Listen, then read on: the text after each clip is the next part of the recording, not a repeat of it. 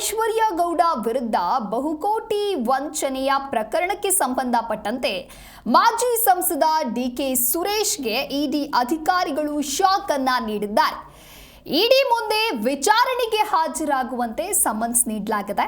ಅಂದ್ರೆ ಇದೇ ಗುರುವಾರ ವಿಚಾರಣೆಗೆ ಬರುವಂತೆ ಇಡಿ ಈ ರೀತಿಯಾಗಿ ಸೂಚನೆಯನ್ನ ನೀಡಿರುವಂತದ್ದು. ಹಾಗಾಗಿ ಮಾಜಿ ಸಂಸದ ಡಿಕೆ ಸುರೇಶ್ಗೆ ಇದೀಗ ಶಾಕ್ ಎದುರಾಗಿದೆ. ಐಶ್ವರ್ಯ ಮತ್ತು ಡಿಕೆ ಸುರೇಶ್ ನಡುವೆ ವ್ಯವಹಾರದ ಶಂಕೆ ಇರೋದ್ರಿಂದ ಆರ್ಥಿಕ ವ್ಯವಹಾರಗಳ ಬಗ್ಗೆ ಮಾಹಿತಿಯನ್ನ ನೀಡುವಂತೆ ಸಮನ್ಸ್ ಅನ್ನ ನೀಡಲಾಗಿದೆ. ಆದರೆ ಅವರ ಟ್ರಾನ್ಸಾಕ್ಷನ್ ಯಾವ ರೀತಿಯಾಗಿ ನಡೆದಿತ್ತು ಅನ್ನೋದರ ಕುರಿತಂತೆಯೂ ಕೂಡ ಇಲ್ಲಿ ಮಾಹಿತಿ ಕಲೆ ಹಾಕುವಂತಹ ಕೆಲಸವನ್ನ ಇಡಿ ಅಧಿಕಾರಿಗಳು ಮಾಡೋದಕ್ಕೆ ಮುಂದಾಗಿದ್ದಾರೆ. ಡಿಕೆ ಸುರೇಶ್ ತಂಗಿ ಅಂತ ಹೇಳಿ ವಂಚನೆಯನ್ನ ಮಾಡಿದ್ರು ಐಶ್ವರ್ಯ. ಕೋಟ್ಯಾಂತರ ರೂಪಾಯಿ ವಂಚನೆ ಮಾಡಿರುವಂತಹ ಆರೋಪ ಕೂಡ ಕೇಳಿಬಂದಿತ್ತು. ಅಕ್ರಮ ಹಣ ವರ್ಗಾವಣೆಯ ಹಿನ್ನೆಲೆ ಇಡಿ ಐಶ್ವರ್ಯರನ್ನ ಬಂಧಿಸಿದ್ದು. ಐಶ್ವರ್ಯ ಗೌಡ ಹೇಳಿಕೆ ಹಾಗೂ ಅವರ ಸಾಕ್ಷಿಗಳ ಆಧರಿಸಿ ಡಿಕೆ ಸುರೇಶ್ಗೆ ಇದೀಗ ಸಮನ್ಸ್ ಅನ್ನ ನೀಡಲಾಗಿದೆ. ಅಂದ್ರೆ ಈಗಾಗಲೇ ಇಡಿ ಐಶ್ವರ್ಯರನ್ನು ಕೂಡ ಬಂಧಿಸಿದ್ದು. ಐಶ್ವರ್ಯ ಗೌಡರ ಹೇಳಿಕೆಯನ್ನ ತೆಗೆದುಕೊಂಡಿದ್ದಾರೆ. ಆ ಒಂದು ಹೇಳಿಕೆಗಳು ಜೊತೆಗೆ ಕೆಲವು ಸಾಕ್ಷಿಗಳನ್ನ ಆಧರಿಸಿ ಡಿಕೆ ಸುರೇಶ್ಗೆ ಸಮನ್ಸ್ ಅನ್ನ ನೀಡಲಾಗಿದೆ. ಹಾಗೆ ಮಾಜಿ ಸಂಸದ ಡಿಕೆ ಸುರೇಶ್ಗೆ ಈ ರೀತಿಯಾಗಿ ಇಡಿ ಅಧಿಕಾರಿಗಳು ಶಾಕ್ ಅನ್ನ ಕೊಟ್ಟಿದ್ದಾರೆ. ಇಡಿ ಮುಂದೆ ವಿಚಾರಣೆಗೆ ಹಾಜರಾಗಬೇಕು ಅನ್ನುವಂಥ ನಿಟ್ಟಿನಲ್ಲಿ ಈ ಸಮನ್ಸ್ ಅನ್ನ ನೀಡಲಾಗಿದೆ.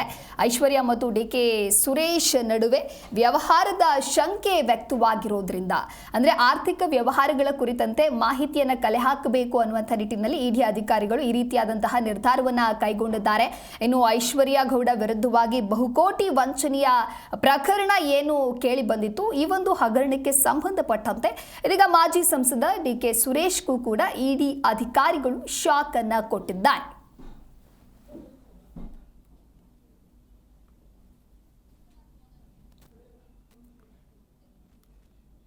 ಈ ಕುರಿತಂತೆ ಮತ್ತಷ್ಟು ಮಾಹಿತಿಯನ್ನ ನೀಡಲಿದ್ದಾರೆ ನಮ್ಮ ಪ್ರತಿನಿಧಿ ವಿಶ್ವನಾಥ್ ದೂರವಾಣಿ ಸಂಪರ್ಕದಲ್ಲಿ. ವಿಶ್ವನಾಥ್, ಐಶ್ವರ್ಯ ಗೌಡ ವಿರುದ್ಧದ ಬಹುಕೋಟಿ ವಂಚನೆಯ ಪ್ರಕರಣಕ್ಕೆ ಸಂಬಂಧಪಟ್ಟಂತೆ ಮಾಜಿ ಸಂಸದ ಡಿಕೆ ಸುರೇಶ್ಗೆ ಇದೀಗ ಇಡಿ ಅಧಿಕಾರಿಗಳು ಶಾಕ್ ಕೊಟ್ಟಿದ್ದಾರೆ. ಅಂದ್ರೆ ಐಶ್ವರ್ಯ ಗೌಡ ಹೇಳಿಕೆ ಹಾಗೂ ಕೆಲವು ಸಾಕ್ಷಿಗಳ ಆಧರಿಸಿ ಡಿಕೆ ಸುರೇಶ್ಗೆ ಸಮನ್ಸ್ ಅನ್ನ ನೀಡಲಾಗಿದೆ. ಈ ಕುರಿತಂತೆ ಡೀಟೇಲ್ಸ್ ಕೊಡ್ತಾ ಹೋಗೋದಾದ್ರೆ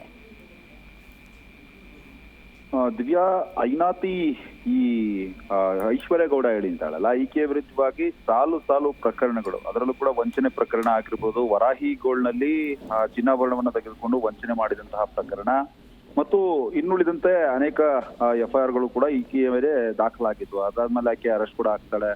ಸೊ ಬೇಲ್ ಮೇಲೆ ಕೂಡ ಹೊರಗಡೆ ಬಂದಿರುವಂತದ್ದು. ಇನ್ನು ಜಾರಿ ನಿರ್ದೇಶನಾಲಯದ ಅಧಿಕಾರಿಗಳು ಈ ಒಂದು ಪ್ರಕರಣ ಏನಿದೆ ಇದರಲ್ಲಿ ಅಕ್ರಮವಾಗಿ ಹಣ ವರ್ಗಾವಣೆ ಆಗಿದೆ, ಹವಾಲಾ ಹಣ ಇಲ್ಲಿ ಓಡಾಡಿದೆ ಅನ್ನೋ ಒಂದು ಹಿನ್ನೆಲೆಯಲ್ಲೂ ಕೂಡ ಪ್ರಕರಣವನ್ನು ದಾಖಲು ಮಾಡಿಕೊಂಡಿದ್ರು ಮತ್ತು ತನಿಖೆಯನ್ನು ಕೂಡ ನಡೆಸ್ತಾ ಇತ್ತು. ಅದಕ್ಕೆ ಐಶ್ವರ್ಯ ಗೌಡಳಿಗೆ ಯಾರೆಲ್ಲ ಆಪ್ತರಿದ್ದಾರೆ ಅವರ ವಿರುದ್ಧವಾಗಿ ಮತ್ತು ಅವರನ್ನ ವಿಚಾರಣೆ ನಡೆಸುವಂತಹ ನಿಟ್ಟಿನಲ್ಲಿ ಈಗ ಮುಂದಿನ ಪ್ರಕ್ರಿಯೆಯಲ್ಲಿ ಇಡಿ ಅಧಿಕಾರಿಗಳು ತೊಡ್ಕೊಂಡಿರುವಂತದ್ದು. ಹೀಗಾಗಿ ಮಾಜಿ ಸಂಸದ ಡಿಕೆ ಸುರೇಶ್ ತಂಗಿ ನಾನು ಅಂತ ಹೇಳ್ಕೊಂಡು ಈಕೆ ಫುಲ್ ಬಿಲ್ಡಪ್ ಕೊಟ್ಟಿದ್ಲು ಮತ್ತು ಓಡಾಡಿದ್ಲು ಕೂಡ. ಅದೇ ರೀತಿಯಾಗಿ ಈಕೆಯ ಜೊತೆಗಿರುವಂತಹ ಫೋಟೋಗಳು, ಅಂದ್ರೆ ಡಿಕೆ ಸುರೇಶ್ ಅವರ ಜೊತೆ ನಿಂತ್ಕೊಂಡು ಈಕೆ ತುಂಬಾ ಆತ್ಮೀಯವಾಗಿ ಫೋಟೋವನ್ನ ತೆಗೆದುಕೊಂಡಿದ್ಲು. ಆ ಫೋಟೋಗಳು ಕೂಡ ಸಾಕಷ್ಟು ಸಂಚಲನವನ್ನ ಮೂಡಿಸಿದ್ವು ಮತ್ತು ಡಿಕೆ ಸುರೇಶ್ ನನ್ನ ಅಣ್ಣ ಅನ್ನೋ ಒಂದು ಆಂಗಲ್ ನಲ್ಲಿ ಏನು ಹೇಳಿಕೆ ಕೊಟ್ಟಿದ್ಲಲ್ಲ, ಆ ಒಂದು ಆಡಿಯೋ ಕೂಡ ಸಾಕಷ್ಟು ವೈರಲ್ ಕೂಡ ಆಗಿತ್ತು ಮತ್ತು ಏನು ಡಿಕೆ ಸುರೇಶ್ ಅವರ ಹೆಸರು ಹೇಳ್ಕೊಂಡೇ ಈಕೆ ವಂಚನೆ ಮಾಡಿದ್ಲು ಅಂತ ಕೂಡ ಹೇಳಿದ್ರು. ಇದಾದ ಮೇಲೆ ಡಿಕೆ ಸುರೇಶ್ ಪ್ರಶ್ನೆ ಮಾಡಿದಂತಹ ಸಂದರ್ಭದಲ್ಲಿ ಯಾರೋ ಒಬ್ರು ಬಂದು ನನ್ನ ಪಕ್ಕದಲ್ಲಿ ನಿಂತ್ಕೊಂಡು ಫೋಟೋ ತೆಗೆಸ್ಕೊಂಡ ತಕ್ಷಣವೇ ನನ್ನ ತಂಗಿ ಆಗೋದಿಲ್ಲ, ನಮ್ಮ ರಿಲೇಷನ್ ಆಗೋದಿಲ್ಲ, ಯಾರೋ ನಮ್ಮ ಪಕ್ಷದ ಕಾರ್ಯಕರ್ತೆ ಅನ್ನಂತ ಹೇಳ್ಕೊಂಡು ಫೋಟೋ ತೆಗೆಸ್ಕೊಂಡಿರ್ಬೋದು ಅನ್ನೋ ಒಂದು ಆಂಗಲ್ ನಲ್ಲಿ ಅವರು ಕೂಡ ಹೇಳಿಕೆಯನ್ನ ಕೊಟ್ಟಿದ್ರು. ಆದ್ರೆ ಟೆಕ್ನಿಕಲ್ ಎವಿಡೆನ್ಸ್ಗಳು ಮತ್ತು ಡಿಜಿಟಲ್ ಎವಿಡೆನ್ಸ್ಗಳು ಇಲ್ಲಿ ಬೇರೆಯದ್ದೇ ಹೇಳ್ತಾ ಇವೆ ಅನ್ನೋ ಮಾಹಿತಿ ಕೂಡ ಲಭ್ಯ ಆಗ್ತಾ ಇದೆ. ಯಾಕಂತಂದ್ರೆ ಡಿಕೆ ಸುರೇಶ್ ಅವರ ಜೊತೆ ಚಾಟಿಂಗ್ ಅನ್ನ ಮಾಡಿರುವಂತಹ ಅಂಶಗಳು ಏನಾದ್ರೂ ಸಿಕ್ಕಿದ್ಯಾ ಮತ್ತು ಫೋನ್ ಕರೆಗಳು ಏನಾದರೂ ಮಾಡಿರುವಂತದ್ದು ಮತ್ತು ಸಂದೇಶಗಳನ್ನ ಕಳುಹಿಸಿರುವಂತದ್ದು ಮತ್ತು ಮಾತನಾಡುವಂತಹ ಪ್ರಕ್ರಿಯೆಯಲ್ಲಿ ಇಬ್ರು ಕೂಡ ತೊಡ್ಕೊಂಡಿದ್ರ ಅನ್ನೋ ಅನುಮಾನಗಳ ಮೇಲೆ ಈಗ ಡಿಕೆ ಸುರೇಶ್ ಅವರಿಗೆ ಈಗ ಸಮನ್ಸ್ ಕೂಡ ಜಾರಿ ಆಗಿರುವಂತದ್ದು. ಇನ್ನು ಐಶ್ವರ್ಯ ಗೌಡ ಕೂಡ ಓಪನ್ ಆಗಿ ಹೇಳ್ಕೊಂಡಿದ್ಲು, ನಾನು ಅವರ ಡಿಕೆ ಸುರೇಶ್ ಅವರ ತಂಗಿ ಆಗಬೇಕು ಅಂತ. ಹೀಗಾಗಿ ಆ ಸಾಕ್ಷಿಗಳನ್ನ ಆಧರಿಸಿ ಮತ್ತು ಕೆಲವೊಂದು ಹೇಳಿಕೆಗಳನ್ನ ಆಧರಿಸಿ ಈಗ ಸಮನ್ಸ್ ಕೂಡ ಜಾರಿ ಮಾಡಲಾಗಿದೆ. ಗುರುವಾರ ವಿಚಾರಣೆಗೆ ಹಾಜರಾಗಬೇಕಾಗತ್ತೆ ಇಡಿ ಕಚೇರಿಗೆ ಡಿಕೆ ಸುರೇಶ್ ಅವರು. ಅದಾದ್ಮೇಲೆ ಇಡಿ ಅಧಿಕಾರಿಗಳು ಕೇಳುವಂತಹ ಪ್ರಶ್ನೆಗಳು ಕೂಡ ಉತ್ತರವನ್ನ ಕೊಡಬೇಕಾಗತ್ತೆ. ಸದ್ಯಕ್ಕೆ ಡಿಕೆ ಸುರೇಶ್ ವಿಚಾರಣೆಗೆ ಹಾಜರಾಗ್ತಾರಾ ಅಥವಾ ತಮ್ಮ ವಕೀಲರ ಮುಖಾಂತರವಾಗಿ ಉತ್ತರವನ್ನ ಕೊಡುವಂತಹ ಕೆಲಸವನ್ನ ಮಾಡ್ತಾರ ಅಂತ ಕಾದು ನೋಡ್ಬೇಕಾಗಿದೆ. ಒಟ್ಟಾರೆಯಾಗಿ ಈ ಒಂದು ವಂಚನೆ ಪ್ರಕರಣ ಏನಿದೆ ಐಶ್ವರ್ಯ ಗೌಡಳದ್ದು, ಇದು ಬಗೆದಷ್ಟು ಬಯಲಾಗ್ತಾ ಇದೆ. ಅನೇಕ ದಿನಗಳಿಂದ ಕೂಡ ಈ ಪ್ರಕರಣವನ್ನ ಇಡಿ ಅಧಿಕಾರಿಗಳಾಗಿರ್ಬೋದು ಮತ್ತು ಪೊಲೀಸರಾಗಿರ್ಬೋದು ತನಿಖೆಯನ್ನು ನಡೆಸ್ತಾ ಇದ್ದಾರೆ. ಬಟ್ ಜಾರಿ ನಿರ್ದೇಶನಾಲಯದ ಅಧಿಕಾರಿಗಳು ಎಂಟ್ರಿ ಕೊಟ್ಟಂತಹ ಸಂದರ್ಭದಲ್ಲಿ ಇಲ್ಲಿ ಹಣದ ವರ್ಗಾವಣೆ ಯಾವ ರೀತಿಯಾಗಿದೆ ಮತ್ತು ಯಾವ ರೀತಿಯಾಗಿ ಈಕೆ ವಂಚನೆಯಲ್ಲಿ ಭಾಗಿಯಾಗಿದ್ದಾಳೆ ಅನ್ನೋ ಒಂದು ಆಂಗಲ್ ನಲ್ಲಿ ತನಿಖೆಯನ್ನು ನಡೆಸ್ತಾ ಇದ್ದಾರೆ. ಅದು ಮುಂದುವರಿದ ಭಾಗವಾಗಿ ಈಗ ಮಾಜಿ ಸಂಸದ ಡಿ ಕೆ ಸುರೇಶ್ ಅವರಿಗೆ ಒಂದು ನೋಟಿಸ್, ಒಂದು ಸಮನ್ಸ್ ಅನ್ನು ಜಾರಿ ಮಾಡಿದ್ದಾರೆ. ಗುರುವಾರ ಅವರು ವಿಚಾರಣೆಗೆ ಹಾಜರಾಗ್ತಾರಾ ಇಲ್ವಾ ಅನ್ನೋದನ್ನ ಕಾದ್ ನೋಡ್ಬೇಕಾಗಿದೆ. ಓಕೆ, ಥ್ಯಾಂಕ್ ಯು ವಿಶ್ವನಾಥ್ ನಿಮ್ಮೆಲ್ಲ ಮಾಹಿತಿಗಾಗಿ.